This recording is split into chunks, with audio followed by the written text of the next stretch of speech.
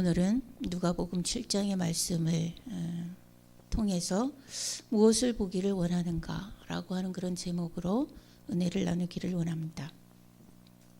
사람이 어떤 일을 할 때 사람과 사람 사이 혹은 부부 관계일지라도 생각이 너무 다르면 평생 갈등하거나 동행하기가 굉장히 어렵습니다. 또 부부가 아이를 양육하는 그 부분에 있어서도 생각이 다르면 아이는 잘 되지 않습니다. 삐뚤어집니다. 또 부부간에도 그런 관점의 차이가 상당히 어려운 그런 과정을 겪게 하고 결과를 가져오고 이렇게 되는 것을 꽤나 자주 혹은 심심치 않게 보게 되는 것 같습니다. 신앙생활도 마찬가지입니다. 예수님과 성도 사이에 서로 기대하는 것이나 혹은 보는 것이 다르면 혹은 보고 싶은 것이 다르면 갈등을 넘어서 심각한 분리까지 이르게 될 수 있습니다. 오늘은 그 관점의 차이에 대해서 말하려고 합니다. 누가는 역사학자입니다. 특별히 누가가 7장을 통해서 예수님과 주변의 사람들 사이에 관점이 이렇게 다르다. 관점 차이에 대해서 말하고 있는데 오늘 우리는 본문을 통해서 두 가지 사실, 두 가지 상황만을 한번 가지고 생각을 해보려고 합니다. 첫 번째는 오실 그이, 즉 구원자 메시아에 대한 기대 차이를 보려고 합니다. 18절로 35절 말씀인데요. 이스라엘 백성들의 소망은 자신들을 구원해 줄 메시아가 빨리 오는 거였습니다. 왜냐하면 우리가 일제시대에 해방을 그렇게 갈구했던 것처럼 지금 이스라엘 백성들도 로마의 지배하에 있거든요. 그들은 왜 메시아를 그렇게 기대하는가 하면 구약 성경을 통해서 계속 너희를 구원할 메시아에 대해서 계속 예언을 하고 있는데 그들에게는 그런 경험이 있어요. 역사적으로 하나님이 함께하는 사람이 즉 강력한 지도자에 의한 승리의 경험이 있어요. 모세를 통해서 출애굽을 하고 가나안에 들어갔던 그 역사적인 기억이 계속 내려오고 있어요. 또 다윗 왕을 통해서 그들이 세계 최고의 나라로 그렇게 세워졌던 그런 경험, 그런 기억들이 지금 전해져 오고 있어요. 특별히 이스라엘 백성들이 지금 로마에 의해서 눌려져 있는 상황에서 기대하는 메시아, 그는 다윗처럼 이방 민족을 모두 정복하고 왕조를 세운 그 다윗처럼 로마와 같은 이방 민족들을 압제로부터 그들을 누르고 압제로부터 자기들을 해방시켜줄 그런 메시아, 그런 또 하나의 다윗을 기대하고 있는 중이거든요.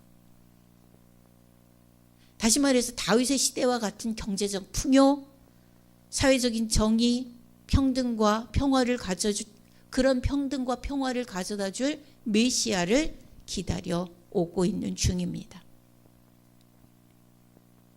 이스라엘 백성들은 지금 다윗 왕조를 재건할 수 있는 왕, 이방 민족들을 굴복시킬 군사적인 영웅, 정치적인 자유와 경제적인 풍요 그리고 사회적 정의를 실현하면서 나아가 이 땅에 하나님의 나라를 성취할 그런 메시아를 기대하고 있는 중입니다. 그를 기다리고 있는 중입니다. 사람들은 사실은 요한을 그런 메시아인 줄 알고 굉장히 따랐었어요. 근데 요한은 자기를 알아요. 자기가 어떤 자인지. 자기는 그 바로 뒤에 오실 메시아의 길을 닦는 자라는 것을 알고 그렇게 선포합니다. 그래서 예수님이 오셨을 때 보고 요한이 예수님께 제자 둘을 보낸 거예요. 오늘 본문의 시작이에요. 제자 둘을 보내서 확인했습니다. 뭐라고 얘기를 하는가 하면 19절 20절 같이 읽어봅니다. 본문 19절 20절입니다. 시작. 요한이 그 제자 중 둘을 불러 주께 보내어 이르되 오실 그이가 당신이오니이까 우리가 다른 일을 기다리오리이까 하라며 그들이 예수께 나아가 이르되 세례 요한이 우리를 보내어 당신께 여쭈어 보라고 하기를 오실 그이가 당신이오니이까 우리가 다른 일을 기다리오리이까 하더이다 하니. 예, 세례 요한이 제자 둘을 보내서 물었어요. 당신이 그입니까? 아니면 다른 분이 또 오실 거라 우리가 더 기다려야 하나요? 라고 얘기를 했어요. 왜냐하면 예수님은 계속 자신이 메시아, 다시 말해서 세상을 구하러 오신 구주라고 선포하는데 그것이 맞는가에 대한 확인이 필요해요. 맞나? 이스라엘 백성들이 기다리는 강력한 왕? 조금 차이가 있는데? 사회적 정의를 실현할 강력한 리더십? 그거는 긴가민가해. 보였다 안 보였다 하는 것 같아. 하나님의 뜻을 선포하고 이끌어갈 영적인 권세. 이거는 확실한 것 같아. 그걸 결정을 내리고 딱 메시아다 이렇게 하기는 약간 좀 찜찜한 부분이 있는 거예요. 왜? 백성들 앞에 서서 그들을 이끌어가는 강력한 왕이 되어져서 로마를 다 깨부시고 이스라엘 백성이 하나님이 역사하시는 하나님의 백성의 나라를 세우는 데는 그 부분은 움직임이 없으시거든요.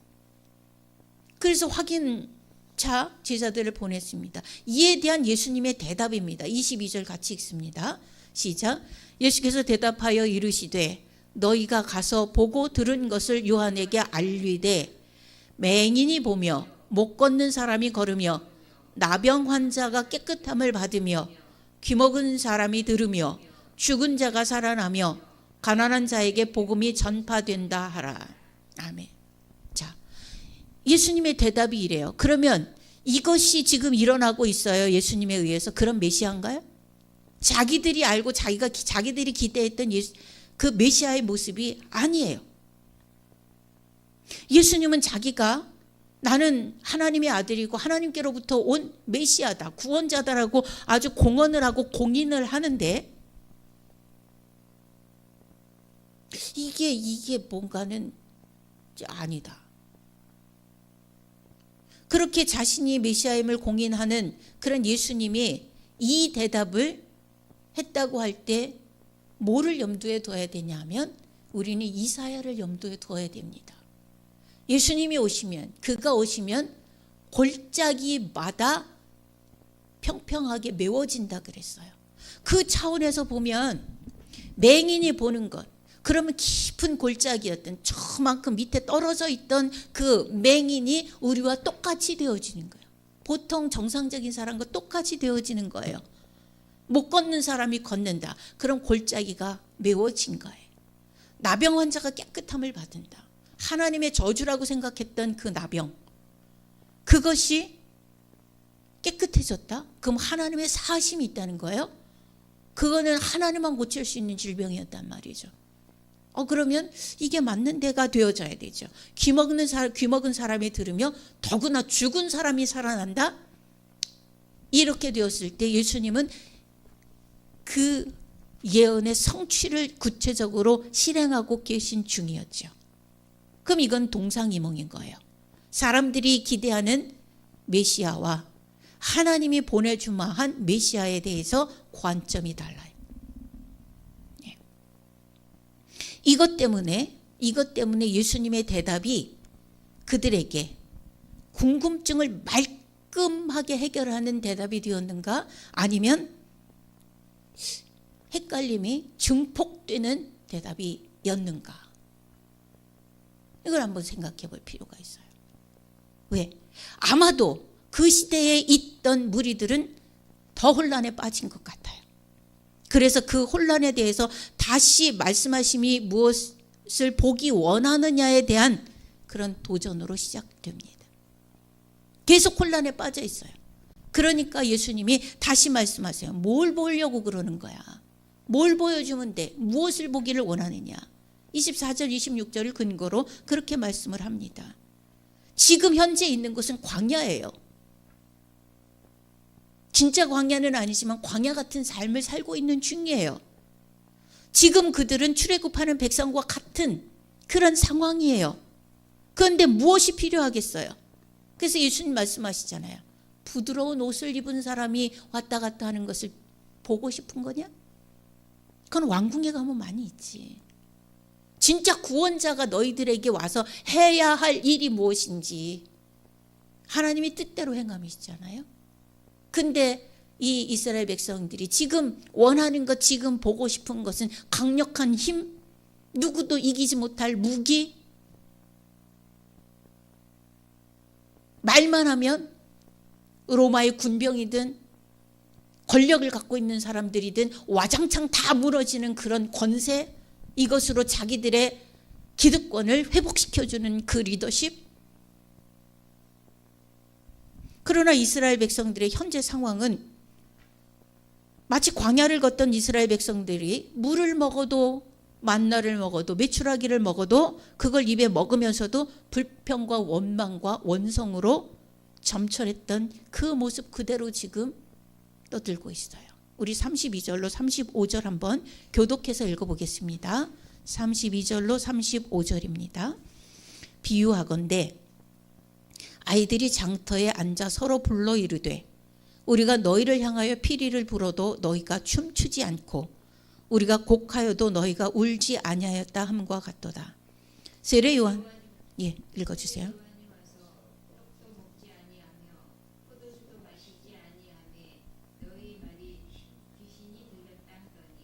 인자는 와서 먹고 마시매 너희 말이 보라 먹기를 탐하고 포도주를 즐기는 사람이요 세리와 죄인의 친구로다 하니.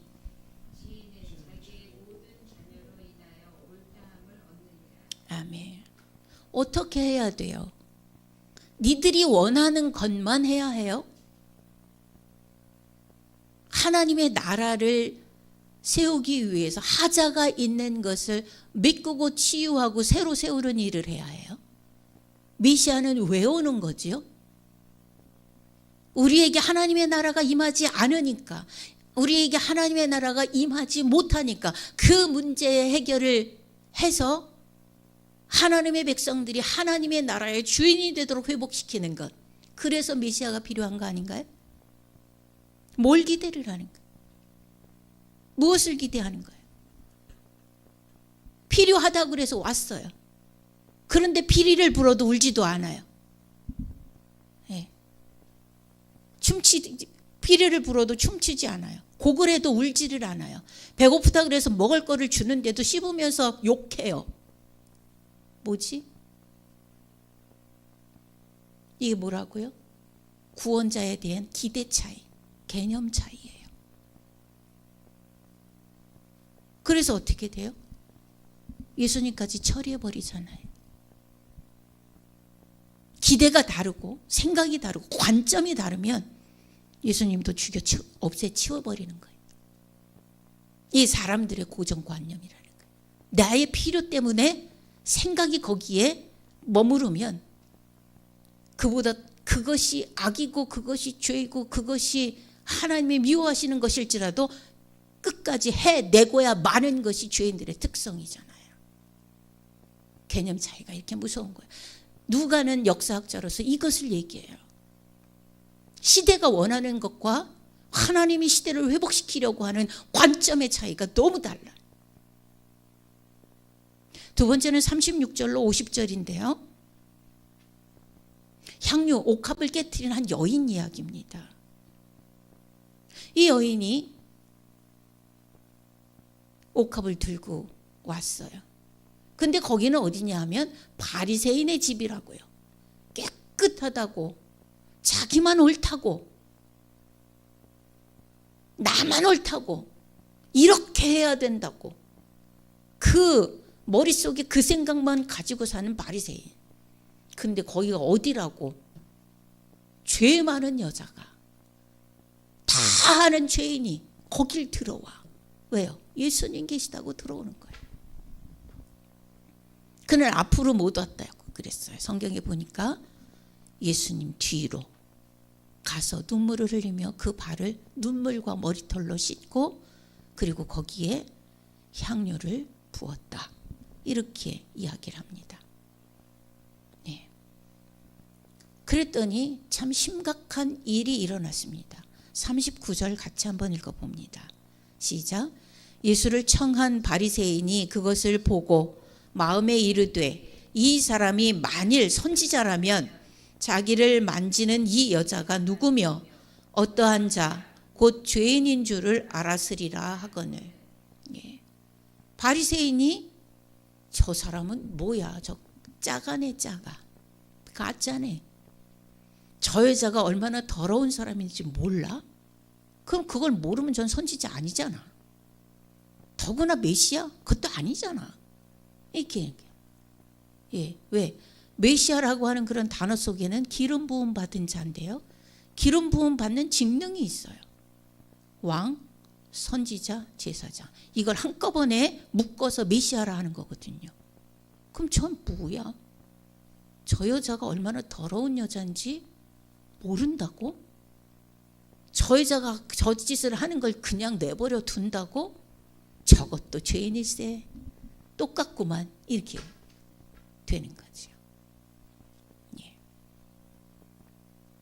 뭐지요? 예수님과 바리새인과 그 집에 앉아있던 사람들과는 어떤 차이예요? 죄인과 죄사함에 대한 개념 차이를 지금 이야기해요. 누가 죄인인지, 죄사함이라고 하는 건 조금 후에 언급하겠지만 무엇이 죄사함인지 개념이 너무 달라요. 예수님은 이 빚진 자들의 예를 들어요. 뭐 50데나리온, 500데나리온 읽으셨잖아요. 그 빚진 자들이 예를 들면서 44절, 45절에 이렇게 이야기를 하지요. 우리 교독하세요. 44절로 47절.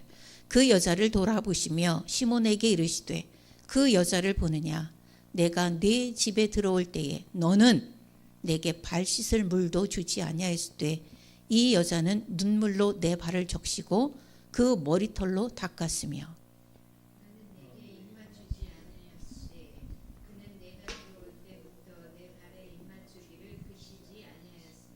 너는 내 머리에 감람유도 붓지 아니하였으되 그는 향유를 내 발에 부었느니라. 이러므로 내가 네게 말하노니 그의 많은 죄가 사하여졌도다. 이는 그의 사랑함이 많음이라. 사함을 받은 일이 적은 자는 적게 사랑하느니라. 아멘. 자, 바리새인은 마음에 생각했어요. 저 여자는 죄인인데 라고 얘기를 했더니 계속해서 예수님이 너를 지적해요. 그 바리새인을 향해서 얘기해요. 너는 내게 발 씻을 물도 주지 않았잖아.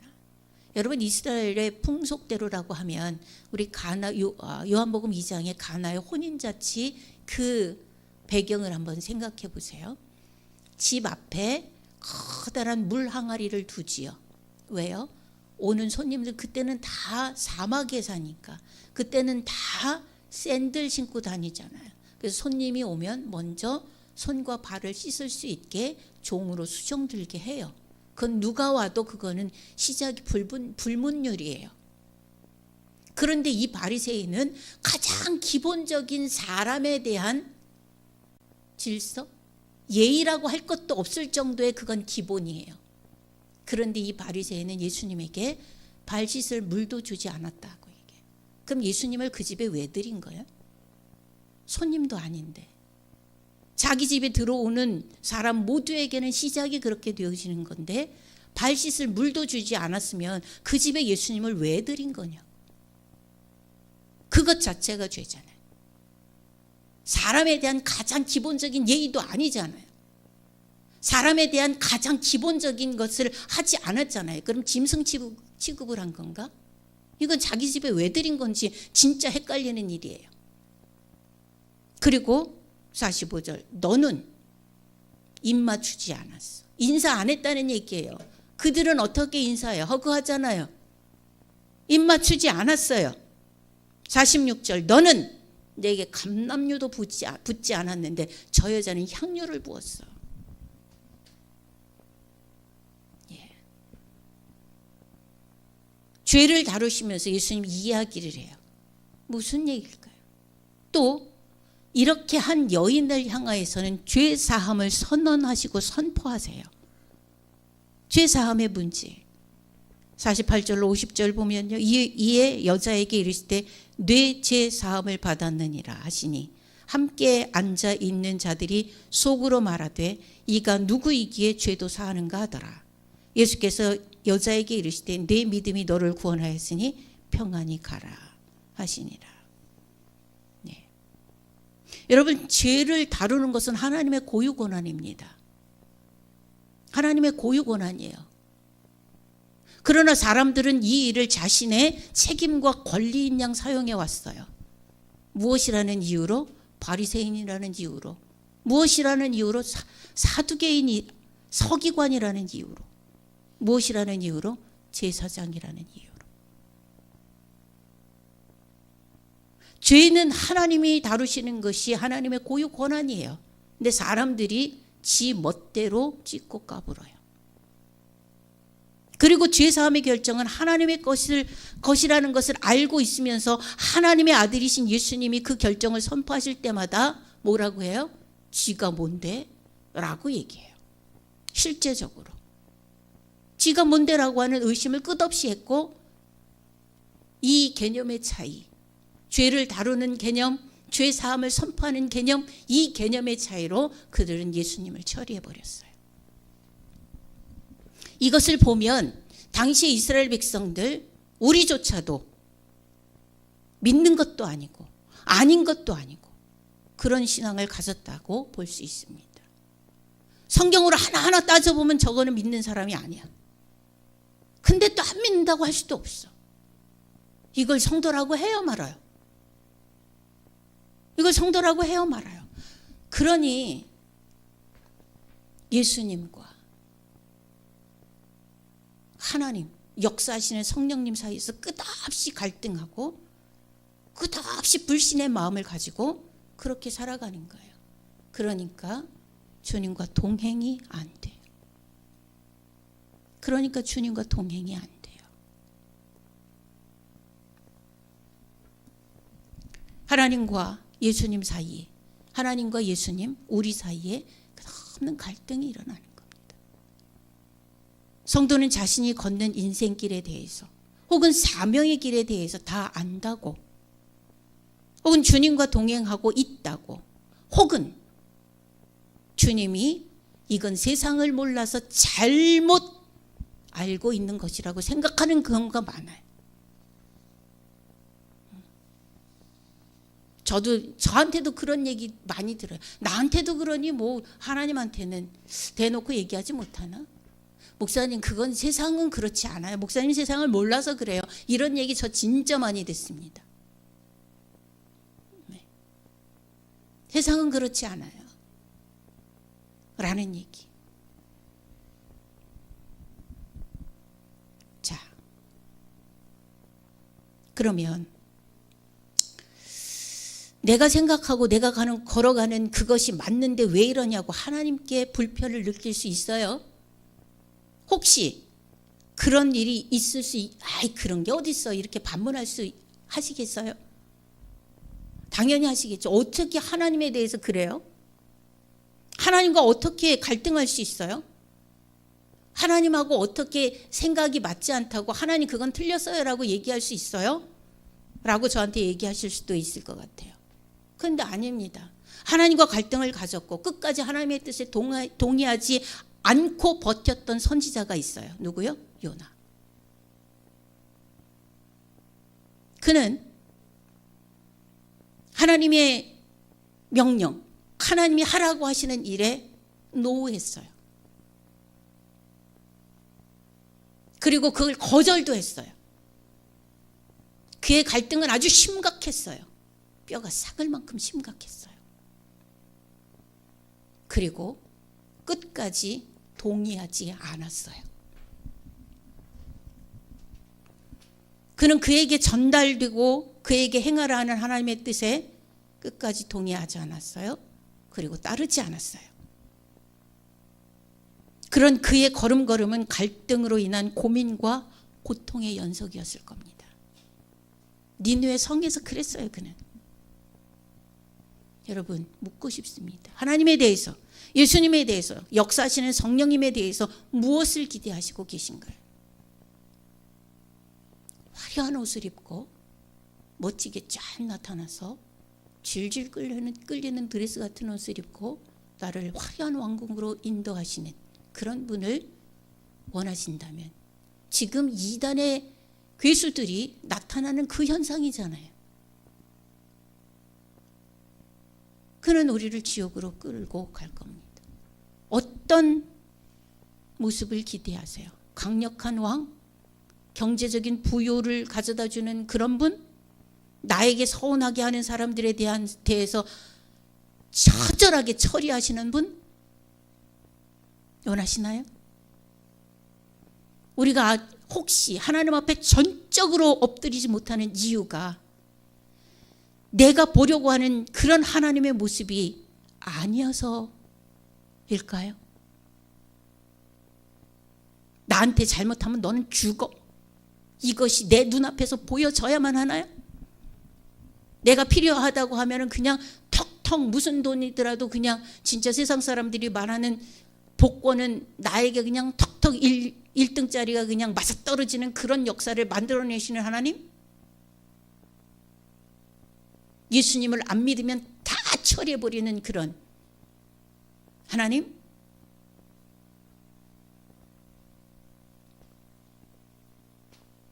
내가 하나님 앞에 전적으로 굴복하지 못하는 이유가 내가 원하는 것을 주지 않으셔서인가? 한번 생각해 보실까 봐요.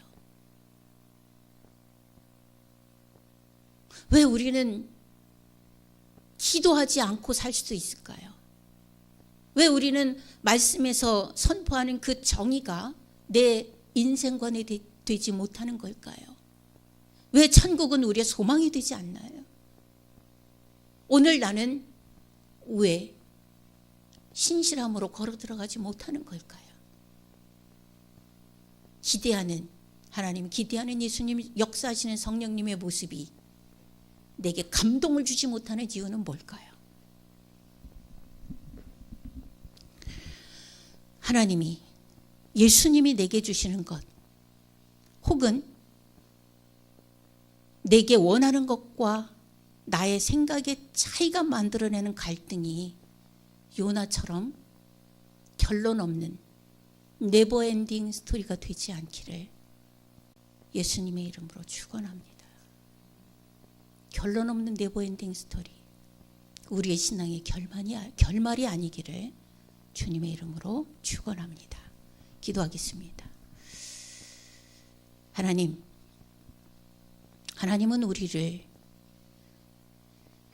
하나님의 나라로, 예수님의 나라로, 충만한 그 복된 천국으로 이끌어 가시기를 원하시고, 지금 60년, 70년, 80년, 100년을 준비하여서 그 나라에 들어갔을 때 너무 멋지게 살 수 있는 준비의 기간을 주셨는데 우리는 아직 전심으로 주님 앞에 엎드리지 못합니다. 이 갈등을 일으키는 이런 요소들이 이제 주님 앞에 동상이몽이 아니라 한 몸이 되어지고 한 생각이 되어지기를 원합니다. 주님, 그 분리의 역사를 해결하기 위해서 예수님이 오셔서 하나로 만드셨습니다. 우리에게 부탁하시기를 하나 되게 하신 것을 힘써 지키라 하셨사오니 주님과 하나 되는 일에 우리 자신을 헌신할 수 있도록 감동 주시고 능력을 허락하여 주옵소서. 무지렁이 같습니다. 모자랍니다. 하나님, 알게 하시고 깨닫게 하여 주시옵소서. 내가 이 자리에서, 내가 하나님 앞에서 나는 도대체 신앙생활을 통해서 무엇을 보기를 원하는가?